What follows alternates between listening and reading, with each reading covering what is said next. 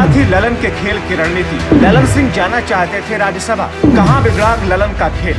बिहार के मुख्यमंत्री नीतीश कुमार हाल में हुए ऑपरेशन ललन के बाद अब जेडीयू के राष्ट्रीय अध्यक्ष भी हैं।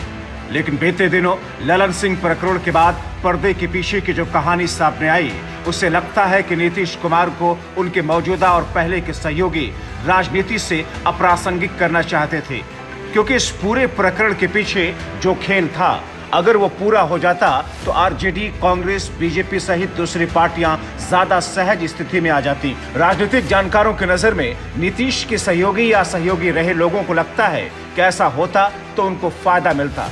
जैसे नीतीश कुमार और जेडीयू के पूरे स्पेस को आरजेडी पाना चाहती है। नीतीश का राजनीति से अप्रासंगिक होना कांग्रेस के लिए भी लाभदायक है। इंडिया गठबंधन में भी पीएम दावेदार का एक चेहरा कम हो जाता। नीतीश का कद और जेडीयू का टूटना बीजेपी के लिए राजनीतिक सहजता होती। ऑपरेशन ललन में मुख्य किरदार ललन सिंह और लालू प्रसाद यादव का ही था, लेकिन इसका फायदा बीजेपी और कांग्रेस को भी मिलता, क्योंकि पिछले चुनाव में जेडीयू की महज 43 सीटों के बावजूद बीजेपी ने नीतीश को बिहार का सीएम बनाया।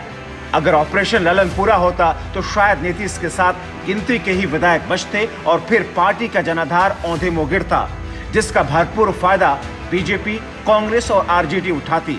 मगर ऐसा हो न सका। लेकिन क्या थी इस पूरे प्रकरण की इनसाइड स्टोरी? चलिए बताते हैं। दरअसल कुछ महीनों पहले लालू प्रसाद यादव और जेडीयू के राष्ट्रीय अध्यक्ष ललन सिंह के बीच अचानक घनिष्ठता के साथ पर्दे के पीछे तैयार हुआ था तेजस्वी की मुख्यमंत्री के तौर पर ताजपोशी का फुल प्रूफ प्लान।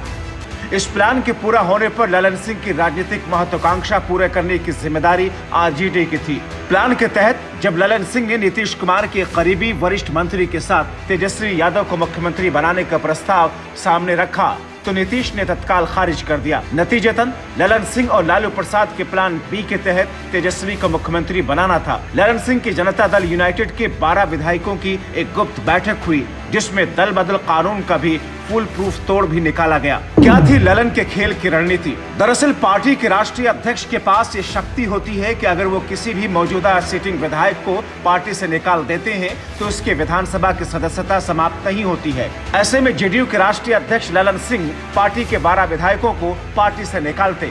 इससे उन सभी की विधानसभा की सदस्यता बरकरार रहती और फिर उन्हीं विधायकों के समर्थन से तेजस्वी यादव मुख्यमंत्री बनते और उन 12 विधायकों को मंत्री पद भी मिलता। इस पूरे खेल में विधानसभा स्पीकर की भूमिका को समझते हुए ललन सिंह विधानसभा स्पीकर अवध बिहारी चौधरी के भी संपर्क में थे, जो कि आरजेडी के विधायक भी हैं। ललन सिंह जाना चाहते थे राज्यसभा। ललन सिंह और लालू प्रसाद यादव के बीच जो सीक्रेट डील हुई, इसके मुताबिक तेजस्वी के मुख्यमंत्री बनने के बाद उसके बदले में अप्रैल में खाली होने वाली मनोज झा की राज्यसभा की सीट से ललन सिंह को आरजेडी राज्यसभा भेजती। चूँकि मुंगेर से मौजूदा लोकसभा सांसद ललन सिंह को लगता है कि अगर वो दोबारा मुंगेर से लोकसभा चुनाव लड़ेंगे तो उनकी स्थिति इस बार बहुत खराब रहेगी, चुनाव हार सकते हैं। इसी कारण से वो राज्यसभा जाना चाहते थे, लेकिन ऐसा हो न सका। कहां बिगड़ा ललन का खेल? प्लानिंग के मुताबिक अवध बिहारी चौधरी इन सभी दर्जन भर विधायकों को मान्यता दे देते और फिर बिहार में तेजस्वी सरकार बन जाती। लेकिन इस पूरे प्लानिंग की खबर नीतीश कुमार को लग गई। बताया जा रहा है कि दर्जन भर विधायकों ने जिन्होंने गुप्त मीटिंग की थी, उन्हीं में से एक ने नीतीश कुमार को यह खबर लीक कर दी, जिसके बाद नीतीश कुमार ने ऑपरेशन ललन की शुरुआत की और फिर ललन सिंह को पार्टी के राष्ट्रीय अध्यक्ष पद से इस्तीफा देना पड़ा, जो कि अब नीतीश कुमार खुद पार्टी के राष्ट्रीय अध्यक्ष हैं। Bureau report, TV7 Bharat.